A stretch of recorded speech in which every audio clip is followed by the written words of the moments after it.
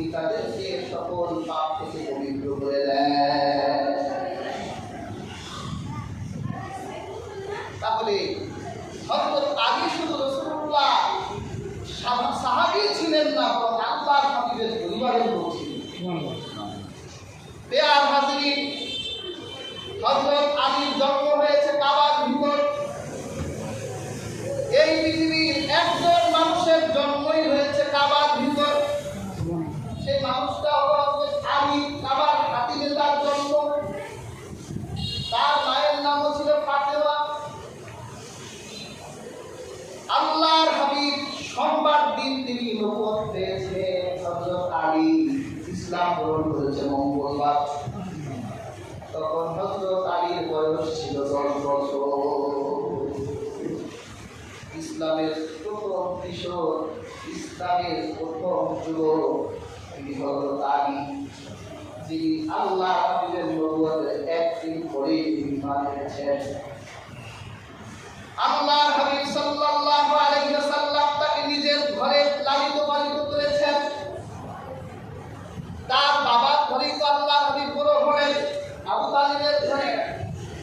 যখন আল্লাহর হাবিব রুজি রোজগার শিখলেন, আল্লাহর হাবিব যখন কর্মক্ষম হলে আবুকে তখন দুর্ভিক্ষ হলো। হযরত আবু তালিবের ঘরে একবেলা খেতে পারলে আরেক বেলা খেতে পায় না। তখন আল্লাহ হাবিব চাচাকে বলেছিলেন, চাচা এই 10 বছরের আলীকে আমার ঘরে পাঠিয়ে দেন। আজ থেকে আমি যা খাবো আলী তাই খাবে।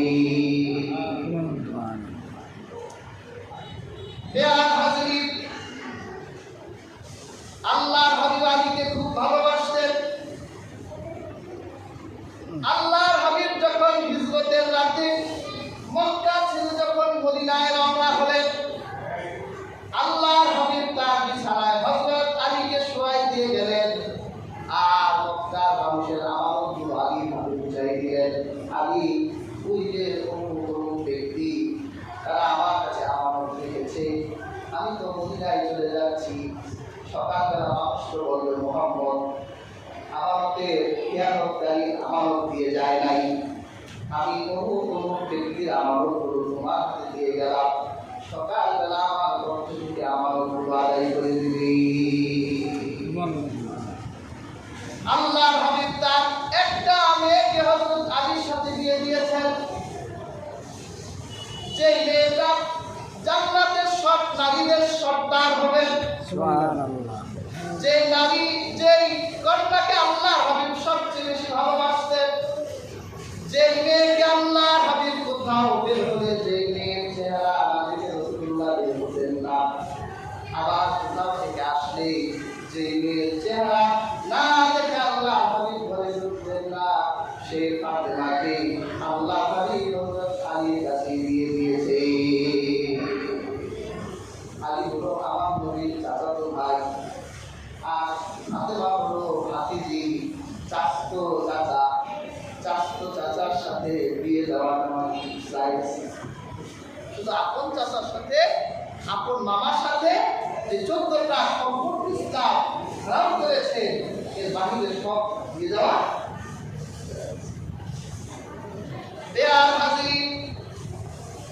আল্লাহর হাবিবের সাথে তাবুকের যুদ্ধ ছাড়া সব যুদ্ধে হযরত আলী অংশগ্রহণ করেছেন। তাবুকের যুদ্ধে আল্লাহর হাবিব মদিনার শাসনকর্তা হিসেবে নিযুক্ত করেছেন।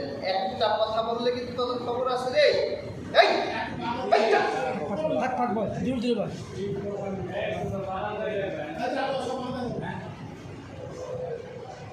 ধীরে ধীরে বল, থাকে বল। এক সপ্তাহ অনেক কিতাব দেখেছি, আমি তো মুখস্থ করি না, অনেক কিতাব দেখে বলতে পারি, এগুলো মাথায় রাখতে গেলে মনোযোগের দরকার। এত দুষ্টামি করতে হয়।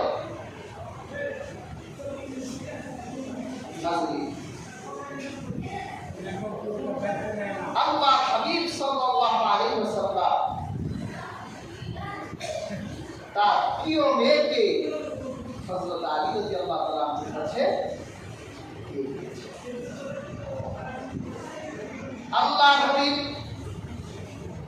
তাবুক যুদ্ধে ছাড়া সব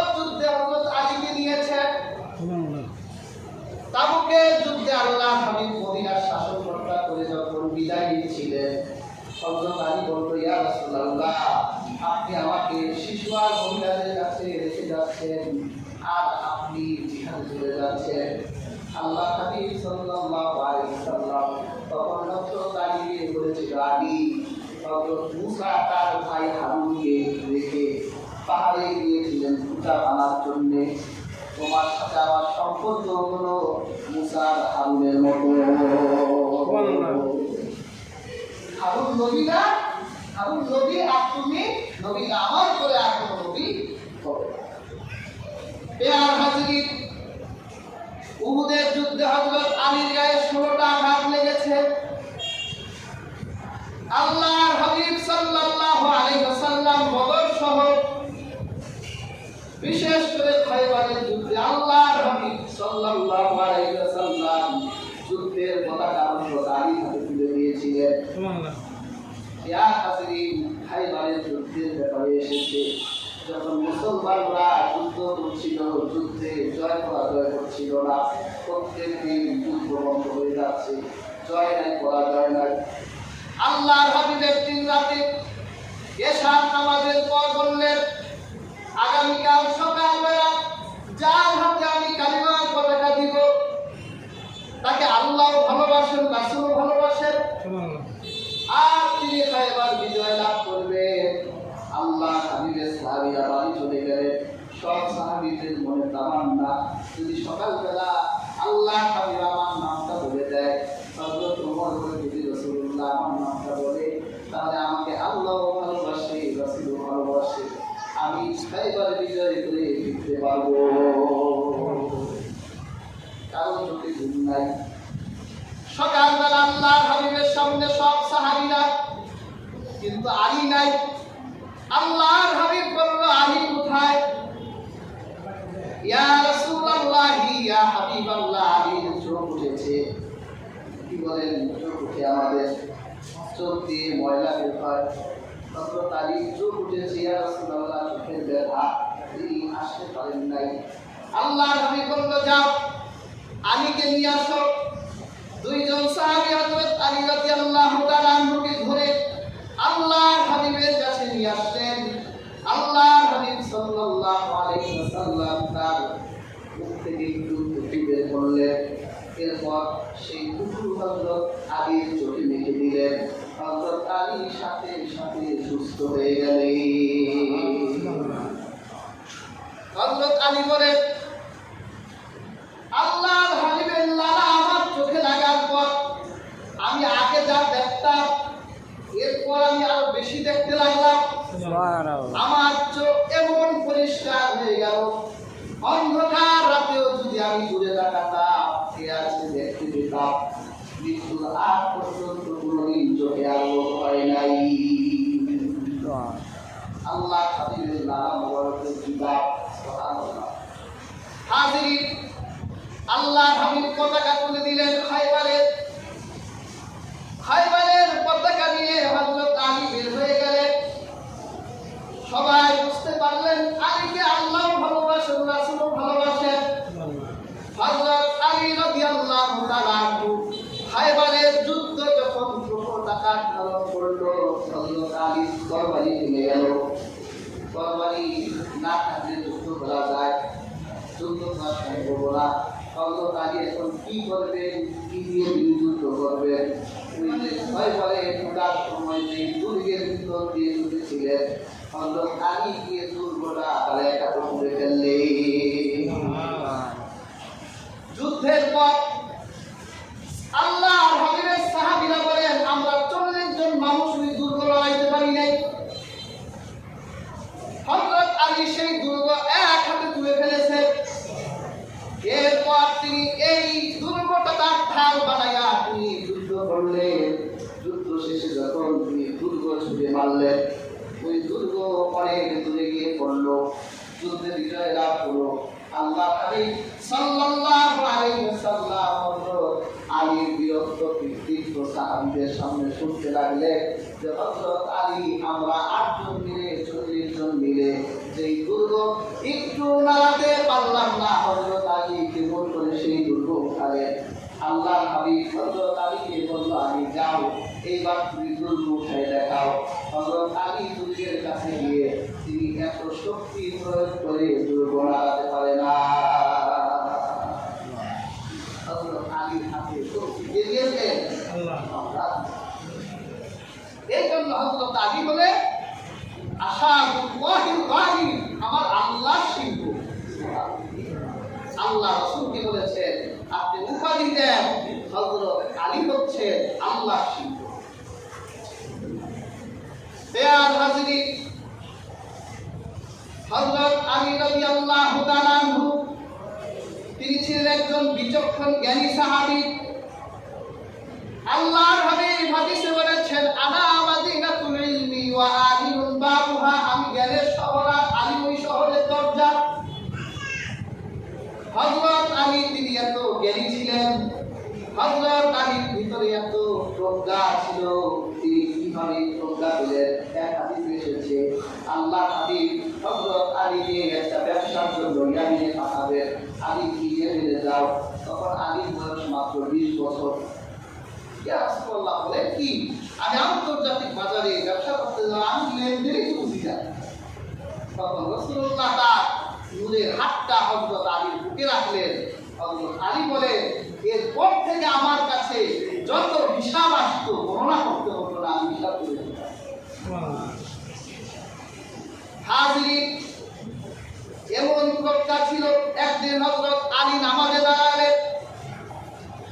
এক ইহুদি হযরত আলীর নামাজকে ভঙ্গ করে দেওয়ার জন্য হযরত আলী যাতে নামাজ পড়তে না পারেন, এই জন্য হযরত আলীকে এক ইহুদি বলে নামাজ পড়ে বলেন একটা মাসালা আছে।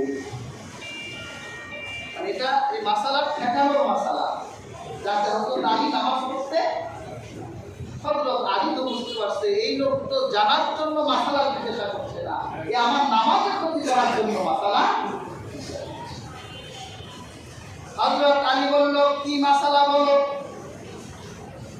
বলে আপনি বলেন কোন প্রাণী ডিম থেকে বাচ্চা হয়, কোন কোন প্রাণী ডিম থেকে বাচ্চা হয়, আর কোন কোন প্রাণী মায়ের পেট থেকে জন্ম নিয়ে এরপর দুধ পান করে আমাদের লিস্ট দেয়। হাজরিন বলে এই লিস্ট দিতে গেলে দিনের পর দিন রাতের পর রাত পার হয়ে যাবে।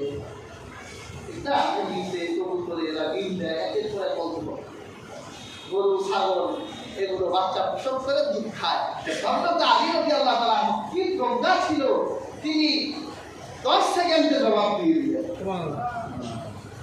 হযরত আলী কি বললেন? হযরত আলী বললেন যেই প্রাণীর কান ভেতরের দিক থেকে ওই প্রাণী ডিম দেয়, আর যেই প্রাণীর কান চামড়া থেকে বাইরের দিকে ওই প্রাণী বাচ্চা দেয়। এবার তুমি বসে বসে হিসাব করো কোনটায় ডিম দেয় কোনটায় বাচ্চা দেয়। 1 সেকেন্ডের জবাব দিও। আবার হযরত আলী রাদিয়াল্লাহু তাআলা আনহুর কাছে এক মাসালা নিয়ে এলেন। দুইজন নারী প্রসূতির ঘরে বাচ্চা জন্ম দিয়েছে, একজনের ছেলে আরেকজনের মেয়ে। যার মেয়ে হয়েছে সে তো মেয়েতে সন্তুষ্ট না, সে চুরি করে ওই ছেলেটা নিয়ে মেয়েটা ওই ছেলের মাকে দিয়ে দিয়েছে। মেয়ে ছেলের মা প্রত্যাগ পেয়েছে এই মহিলাটা আমার বাচ্চা নিয়ে গেছে। ঝগড়া লাগলো তুমি আমার ছেলে বাচ্চা নিয়েছ, আর মহিলা স্বীকার করছে না আমি আপনার ছেলে বাচ্চা, আমি ছেলে জন্ম দিয়েছি আপনি মেয়ে দিয়েছে। এমন এক ঝগড়া শুরু হলো, এ ছেলে দিবে না মেয়ে দিবে না। হযরত আলী রাদিয়াল্লাহু তাআলা আনহুর কাছে বিচার নিয়ে গেলেন। হযরত আলী রাদিয়াল্লাহু তাআলা আনহু 1 মিনিটে বিচার করে দিলেন। সুবহানাল্লাহ। হযরত আলী বললেন এই দুই নারীকে আবদ্ধ ঘরের ভিতর নিয়ে একটা প্লেটে দুইজনের চুল আমার সামনে হাজির করো।